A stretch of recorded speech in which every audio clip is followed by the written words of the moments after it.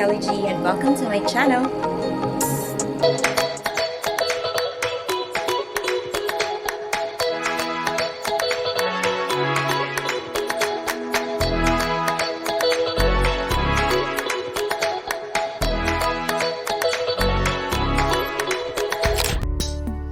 Hi everyone! So for today's video, I'm going to share with you my Pcos journey.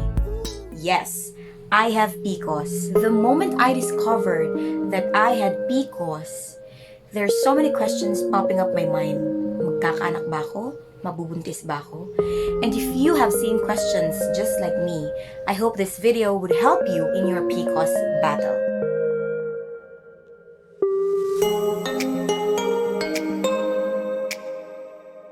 So, the story began when I had my first consultation with an OB last January 2021. After that checkup, I was diagnosed with Pcos. What is Pcos?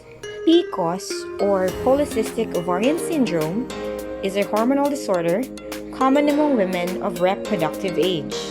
Women with Pcos may have infrequent or prolonged menstrual periods or excess male hormone levels. The ovaries may develop numerous small collections of fluid and fail to regularly release eggs. Problems with menstrual periods may also cause women who have Pcos to be infertile or unable to get pregnant.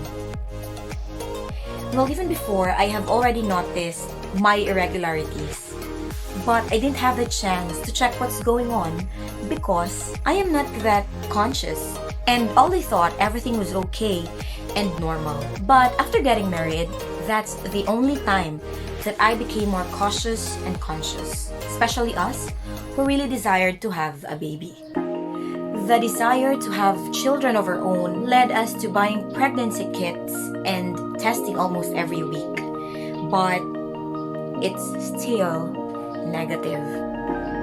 And that was also the reason why I decided to visit an OB. Finding out that I have Pcos brought worries and all sorts of fears. Fear of not conceiving a child, fear of health issues, fear of letting your husband and family down, and so many more. What would be the end point of this? So today, I'm going to share with you 4 things that I did, or we actually did, with much hope that it would be of help and even inspire other couples and mommies with the same experiences and situations as we do.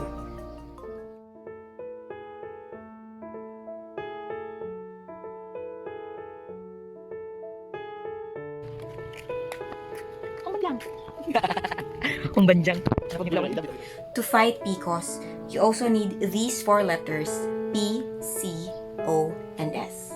Number 1, letter P, pray. Pray without ceasing.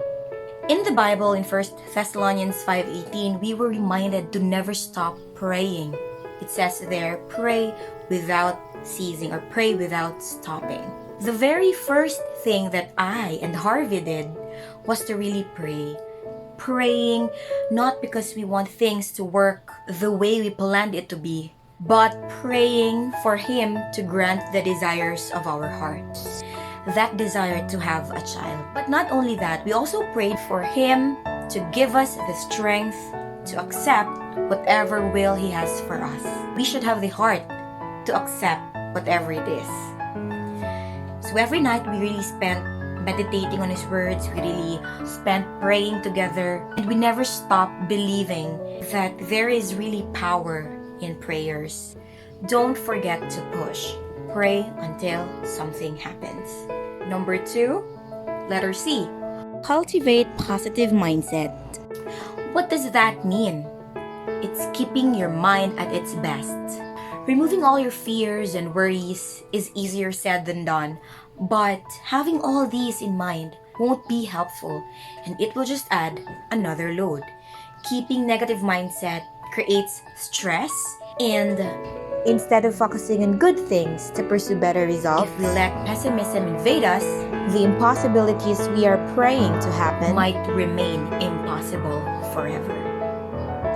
After bringing your concerns to God in prayer, you need to surrender everything to God. Rely on Him knowing that His plans are greater and His ways are better than ours. In the Bible, we are also reminded in 1 Peter 5:7 that we need to cast our cares to Him and God will give us rest. So how do we cast our cares? Of course, through prayers. By telling God the baggages that we have, the loads in our hearts, in our mind, and truly, He will give you rest. He will give you peace of mind. And if you believe on this, then there's no point of worrying anymore, because worrying stops the moment you begin praying. Stay positive. Don't entertain negative thoughts. Remember that God wants the best for you, the best for me, the best for us. You have done your part. Let Him do the rest. Clear up your mind and wait for His answer. But whatever it is, whatever it will be, with joy and grateful hearts, let's receive it. Number 3, letter O. Observe proper diet. In order for me to fix all the irregularities, there's so many things to be considered. And one of those is to keep my body healthy. And that is obtained by having proper diet. Eating healthy foods, avoiding junk foods, eating vegetables and fruits, avoiding salty and too much sweets. This is very basic, not only for women who have Pcos. And not only by eating healthy foods, we also need to keep a healthy lifestyle. Exercise and getting enough sleep, drinking enough water, and all sorts of healthy activities. So the saying goes, to keep the body in good health is a duty. Otherwise, we will not be able to keep our mind strong and clear. So it will start with the food that we eat, with the diet that we have, physical activities that we do, and generally how we take good care of our body. Keeping our body healthy might be the least we can do for ourselves, but maybe the hardest to apply.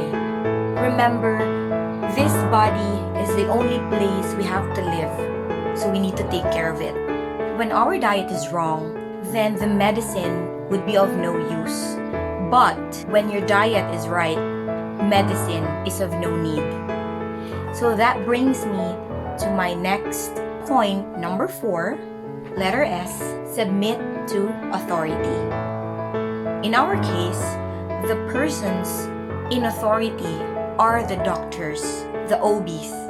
That means whatever advice the doctor gives, we have to faithfully obey it. They knew it and they have studied it. Better trust what they say. Just like what my doctor have instructed me to do, I did it faithfully and religiously.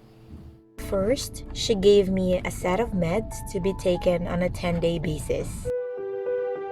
So from day 1 to day 10, I did not miss any pill. She said to take these 10 pills. I think it was progestin. And after taking that program, I might have menstruation or I may get pregnant. So religiously, I obeyed her. And after that 10-day program, miraculously, the unimaginable thing happened.